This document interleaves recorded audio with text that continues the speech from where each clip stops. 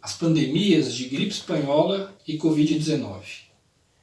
A relação entre os fatores externos aos seres humanos, físicos, ambientais e o desenvolvimento de doenças é no mínimo tão antigo como o livro Ares, Águas e Lugares, escrito por Hipócrates ou um de seus discípulos, há cerca de 2.400 anos.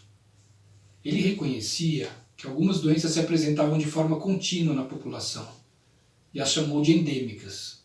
Outras, nem sempre presentes, se tornavam frequentes em alguns períodos e ele as chamou de epidêmicas. Pandemia se refere a uma epidemia de doença infecciosa com amplitude global, que atinge vários lugares do planeta, várias regiões. Diferente de uma epidemia, que é mais restrito local e atinge um número menor de pessoas. Portanto, o termo pandemia está diretamente relacionado ao desenvolvimento tecnológico, principalmente dos meios de transporte e das vias terrestre, marítima e aérea.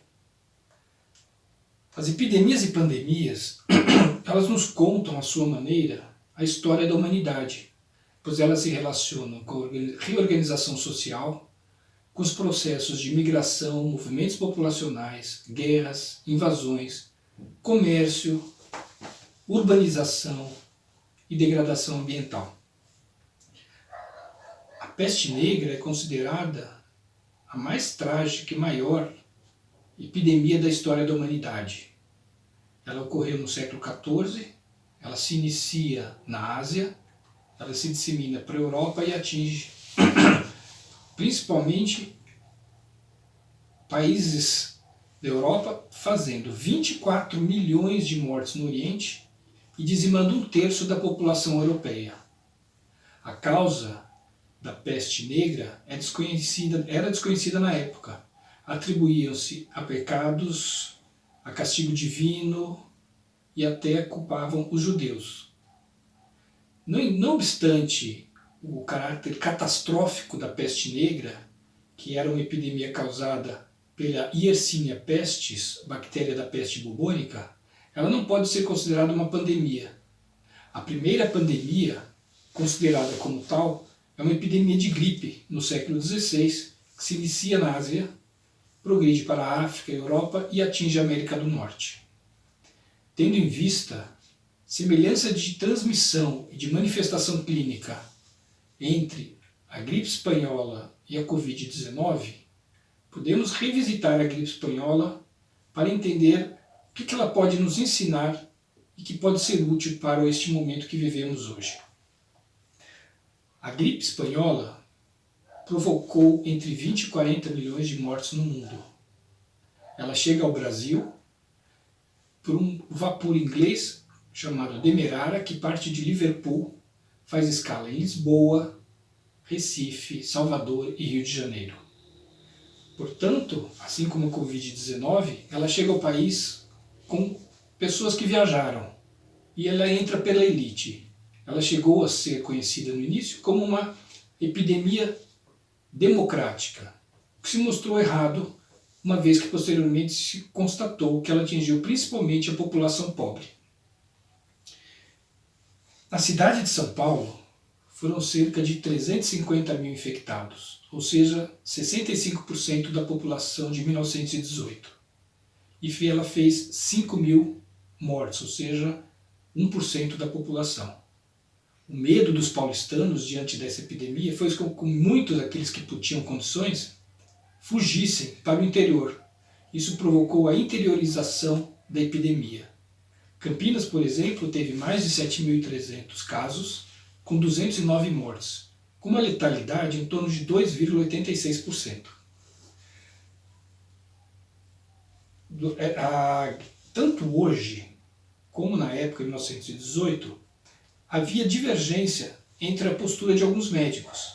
Os médicos eram chamados a orientar os governantes sobre como agir frente ao quadro de gripe, da epidemia. Alguns médicos achavam que o quadro não seria grave, que seria apenas mais um resfriado coletivo e que não teria a dimensão que tinha tido na Europa. Outros estavam extremamente preocupados. Arthur Neiva, que era diretor do serviço sanitário, tentou convencer a população que não se tratava de uma doença fatal nem grave. No entanto, diante do número de doentes e dos mortos que se avolumavam, ele teve que recuar, inclusive decretar que o serviço sanitário não tinha condições de debelar a epidemia. Ele fez um apelo à sociedade para que ajudasse, e as famílias da elite fizeram doações importantes para o governo, assim como cidadãos anônimos e pobres. A sociedade apostava e aposta no saber científico para debelar uma epidemia. No entanto, é exatamente no momento das epidemias que as incertezas da ciência aparecem, que os erros se fazem presentes. Medidas tomadas pelos governantes, muitas vezes também, estão sujeitas a interesses econômicos e políticos. No que se refere à iniquidade, via de regra, praticamente todas as epidemias são os mais pobres que são os mais acometidos e aqueles que têm menos acesso aos tratamentos. Estudos provavelmente mostrarão se o acesso a unidades de terapia intensiva, que são necessárias para casos graves de Covid-19, foram democráticos e igualitários. Dentre os remédios que Bertolli Filho menciona nos seus estudos sobre a gripe espanhola, encontra-se o Maleitosan, que era usado para a malária, assim como a cloroquina ou hidroxicloroquina que tentamos utilizar hoje. Portanto, temos experiência no uso dessa medicação e naquela época se mostrou ineficaz. Outras medidas que foram tomadas na época, muitas de origem popular, foram o uso do ácido benzoico, a desinfecção das casas com enxofre, que podia ser usado inclusive da forma de pó a ser queimado na casa. Também se usou tomar caldinhos, chá de canela, água com limão, chupar limão, comer dentes de alho misturado na comida, cheirar patuá de alho ou até teve gente que usou colar de alho. No entanto, nenhuma dessas medidas surtiu efeito, ficando restrito, portanto, a isolamento domiciliar. As pessoas que podiam ficaram nas suas casas.